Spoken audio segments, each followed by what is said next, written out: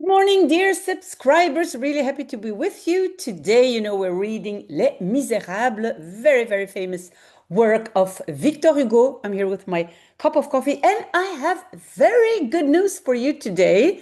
First, the first thing is that we are 36 people reading this book.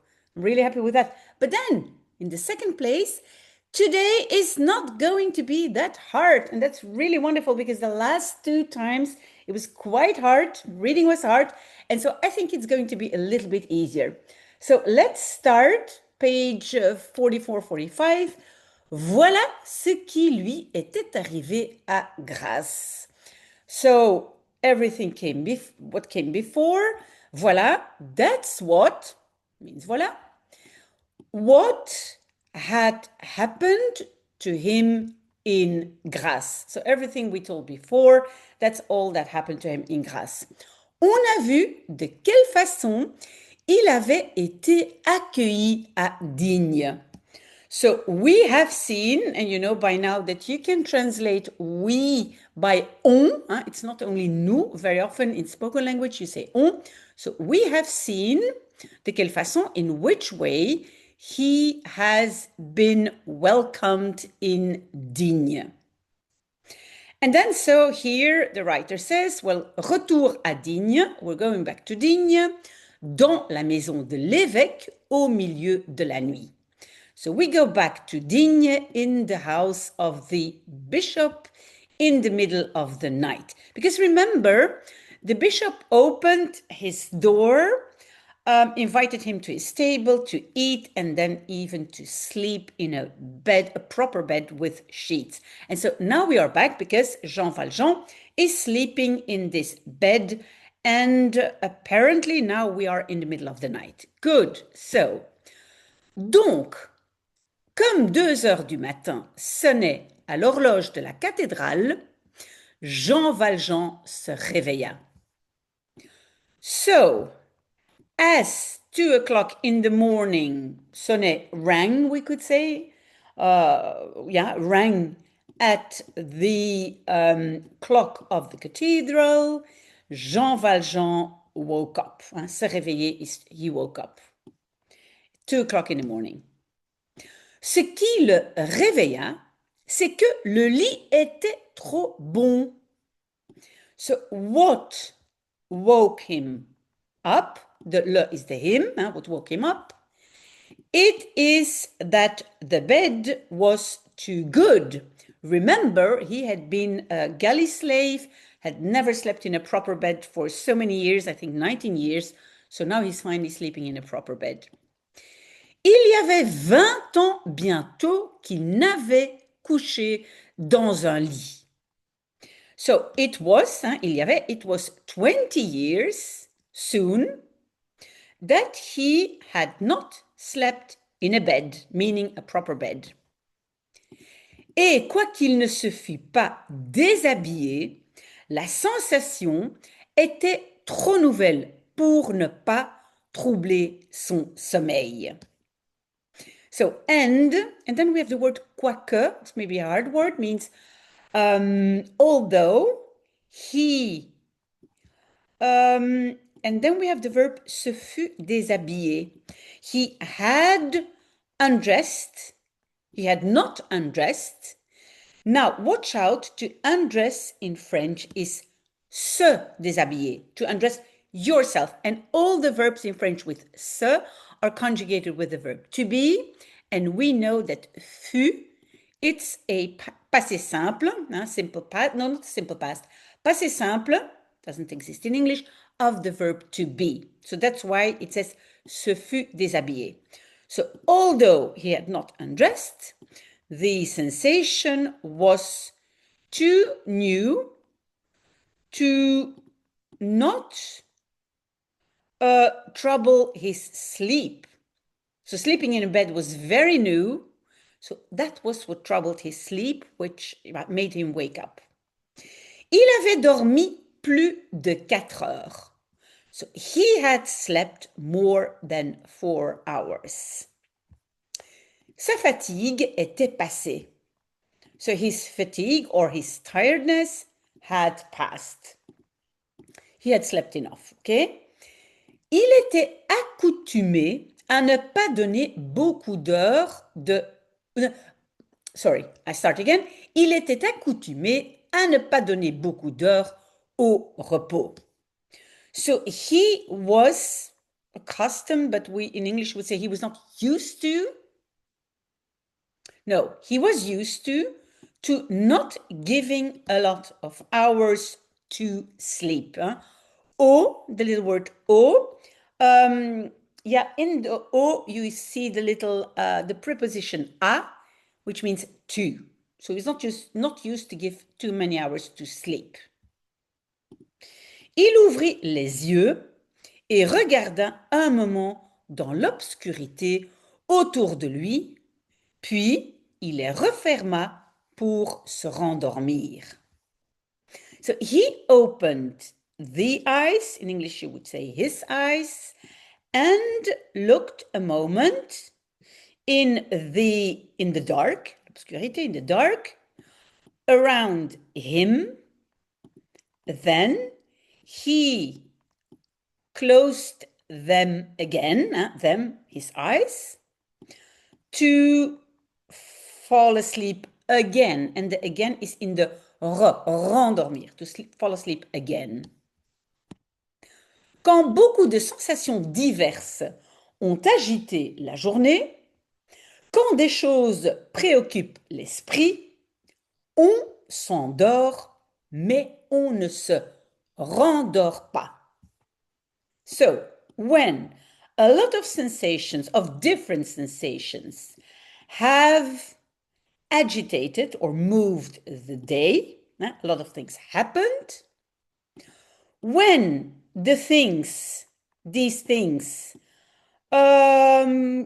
preoccupy, but like keep busy your mind, one falls asleep, but one does not fall asleep again. I hope you understand. So easy to fall asleep, but when you wake up, not to fall asleep again, that's not easy when your head is full of things. Le sommeil vient plus aisément qu'il ne revient. So sleep comes more easily than it comes back. C'est ce qui arriva à Jean Valjean. So it is what happened. Yes, arriver, it's to arrive, but it's also to happen.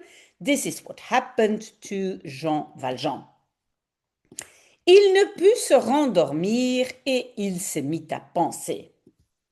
So he could not fall asleep again. And then we have this verb, we've had it a few times before, se mettre à. Se mettre à is means to start. Yes, I know commencer also means to start, but also se mettre à, to put yourself to. So he started to think. Il était dans un de ces moments où les idées qu'on a dans l'esprit sont troubles. So he was in one of those moments where the ideas that one has in his mind are troubled. Troubled meaning not very clear. So everything in his head is mixed, a lot of experiences from the day. Il avait une sorte de va-et-vient obscur dans le cerveau. He had a kind of va-et-vient. It's a going, come back, coming and going. Obscure, dark, in his brain. Ses souvenirs anciens et ses souvenirs immédiats y flottaient pêle-mêle et s'y croisaient confusément, perdant leur forme, se grossissant démesurément, puis disparaissant tout à coup comme dans une eau fangeuse, and agitée. Sorry. Okay, it's a very, very long sentence. So let's see. His old souvenirs, his old memories, and his immediate memories, so more recent memories, floated there, floated in his mind, pêle-mêle. I think in English you can also say pêle-mêle, but it means like all mixed up. And crossed in a confused way. And the little word "e" means there. There meaning in his mind. So in his mind, all these ideas were like crossing in a very confused way. Losing their shapes. Se grossissant. Becoming bigger. Hein? Grossissant means to get bigger. Out of measurement, so very big. Then disappearing all at once. Like a, yes, this word, it really means like muddy water. What muddy and agitated water, like really water that's really muddy and moving a lot. Okay, so this is an image he's using. Victor Hugo is using a lot of images. Okay, last paragraph for this page. Beaucoup de pensées lui venaient, mais il y en avait une qui se représentait continuellement et qui chassait toutes les autres. So, a lot of thoughts came to him, but there was one that presented itself permanently and that chased all the others. So one idea really came back all the time. Cette pensée, nous allons la dire tout de suite. So this thought, we are going to say it immediately. Il avait remarqué les 6 couverts d'argent et la grande cuillère que Madame Magloire avait déposée sur la table. So, he had noticed the 6 d'argent, silver, table sets, you know, like fork, knife, and fork, knife, spoon, cutlery, the cutlery in silver, and the big spoon that Mrs. Magloire had put on the table. He noticed that.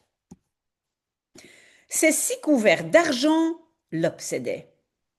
Those 6 table sets in silver obsessed him. Ils étaient là. They were there. À quelques pas. So at a few steps, like from him. À l'instant où il avait traversé la chambre d'à côté pour venir dans celle où il était, la vieille servante les mettait dans un petit placard. The rest we're going to read with the next page. So, at the moment, at the instant, or the moment, and in French, you're not going to say when, but the moment where, watch out, the moment where, in English, the moment when, he had crossed the room next door, next to his, to come in this one where he was, the old servant put them, or had put them, in a small cupboard, à la tête, and then we're going to see the next page, à la tête du lit. At the, you call it the head of the bed, hein? La tête du lit, like the top of the bed. Il avait bien remarqué ce placard. He had very well noticed that cupboard. À droite, en entrant par la salle à manger. To the right, by entering through the dining room. Ils étaient massifs. They were massive, meaning all the silverware is very heavy, very massive. So it's not just a silver cover, it's really massive silver. Et de vieille argenterie, and of old silverware. Avec la grande cuillère, on en tirerait au moins 200 francs.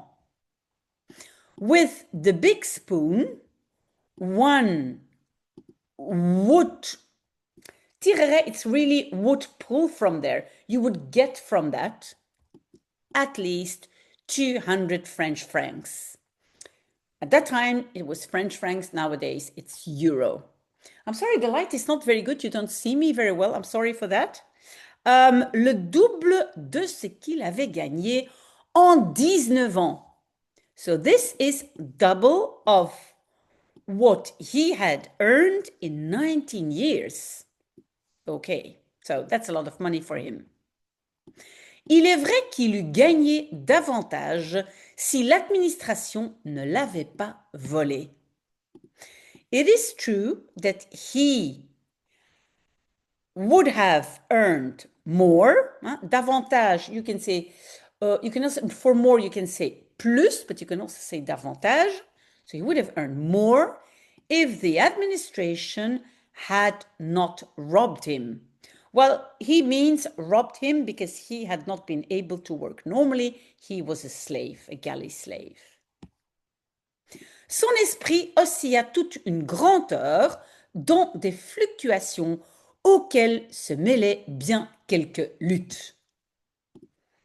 So his spirit, and then, well, osciller means like he's reflecting, pondering, like his mind swung from one side to the other, toute une grande heure. So a whole hour, a whole big hour, in the fluctuations, like the changes to which were mixed, well, some fight.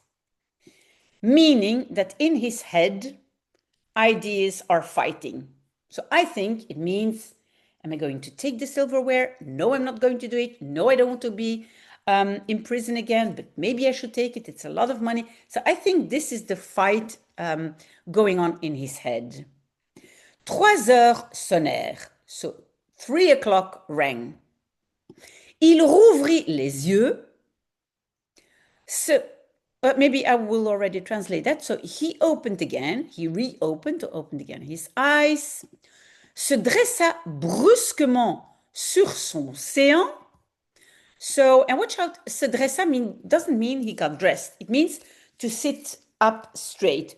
So he sat up brusquement all at once on his posterior, le séant is your posterior, étendit le bras, so stretched out his arm, et tâta son havresac qu'il avait jeté dans le coin de l'alcôve. So, and he was feeling his, well, it's some kind of a rucksack, some kind of a bag. And tâter, it's to feel, but very often it's to feel without seeing. That's tâter. He was like feeling in the dark his bag that he had thrown in the corner of the alcove. The alcove is the bed, like a bed which you can close with doors. Puis il laissa pendre ses jambes et poser ses pieds à terre. Then he let hang his legs and put his feet on the ground. Et se trouva presque sans savoir comment assis sur son lit. And found himself, almost without knowing how, sitting on his bed. Okay, I hope you can follow, and I hope you do agree that it's a bit easier than last week. Il resta un certain temps rêveur dans cette attitude qu'il eut quelque chose de sinistre pour quelqu'un qui l'eût aperçu ainsi dans cette ombre, seul éveillé dans la maison endormie. So he stayed a certain time dreaming in this, maybe not attitude, but in this position that would have had something sinister. 4, someone who had perceived him, had seen him like that, in the shadow, alone, awake, in a house, asleep. So I hope you're following. So he just stayed there a little bit dreaming, and the writer is saying, well, if you had seen him all alone there sitting upright in a house totally asleep, that would have been a little bit strange in the dark. Tout à coup, il se baissa, ôta ses souliers et les posa doucement sur la natte près du lit.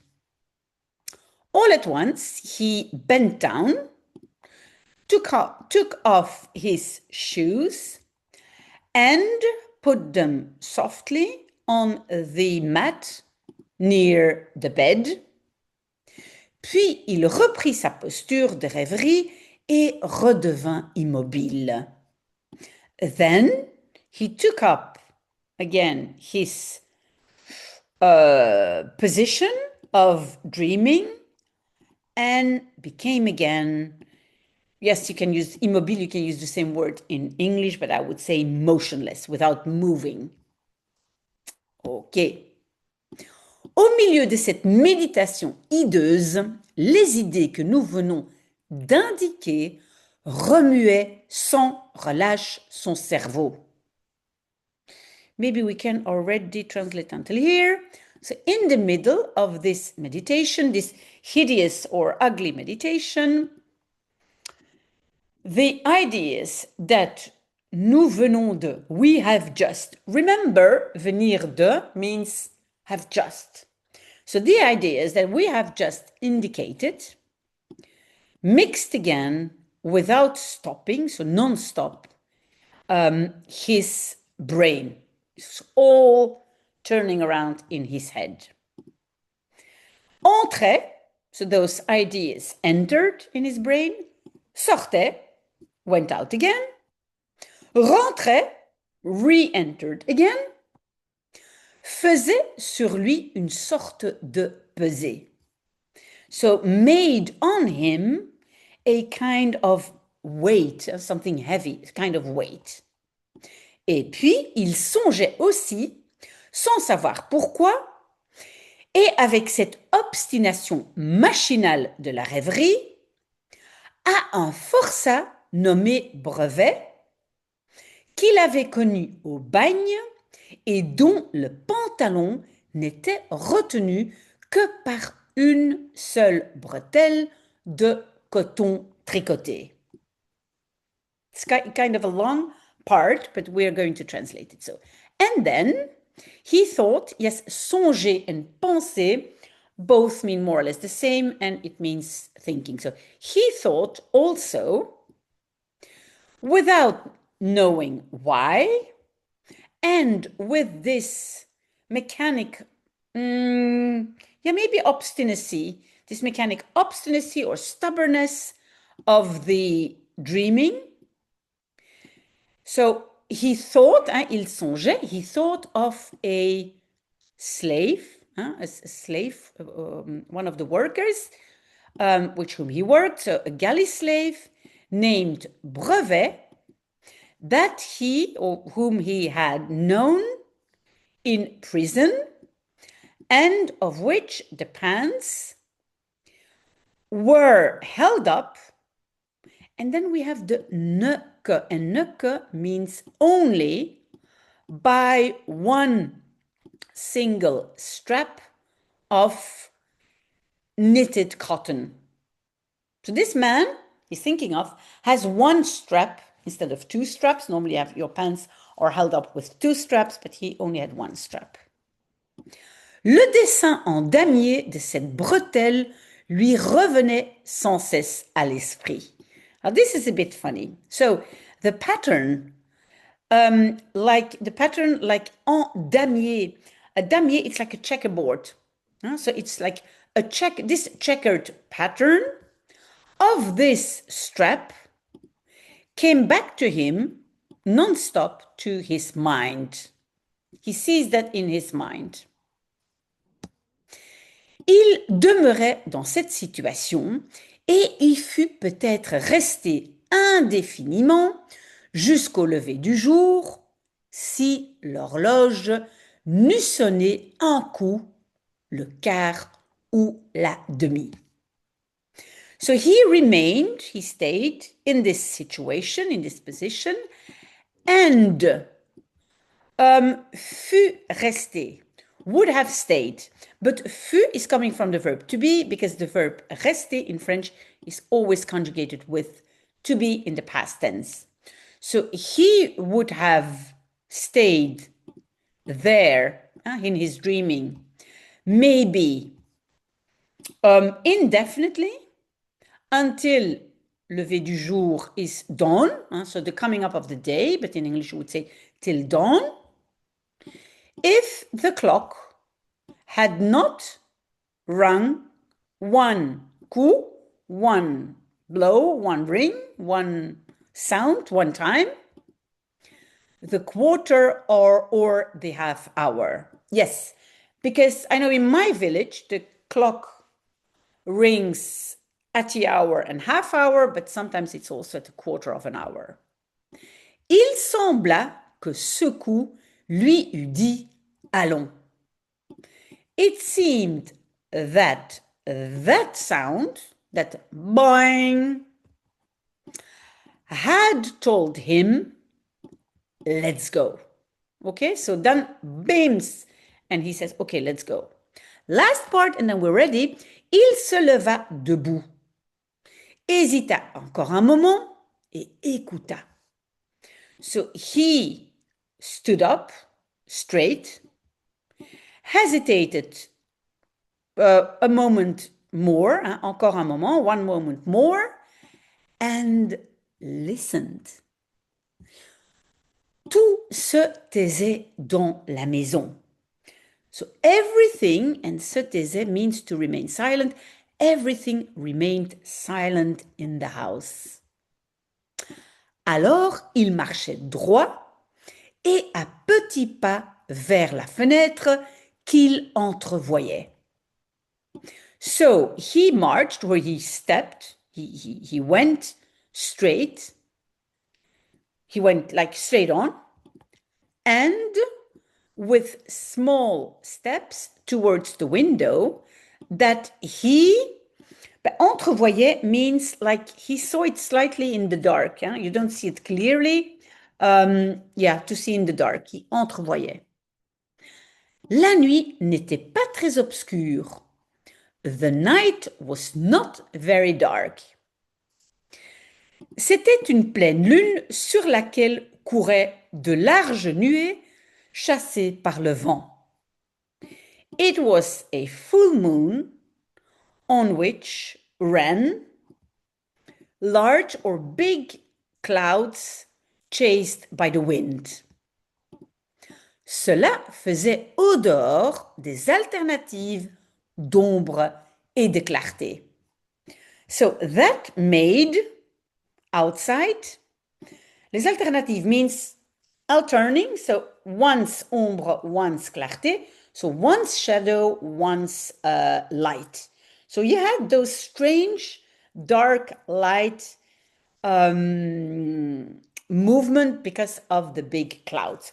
We are ready, and I don't know if you really thought it was easier. That's what I thought. So thank you for being with me during the holidays. I know there's not many people there, but thank you for being there. I'm going to finish my coffee and then working my last working week. So almost holidays. See you later. Bye.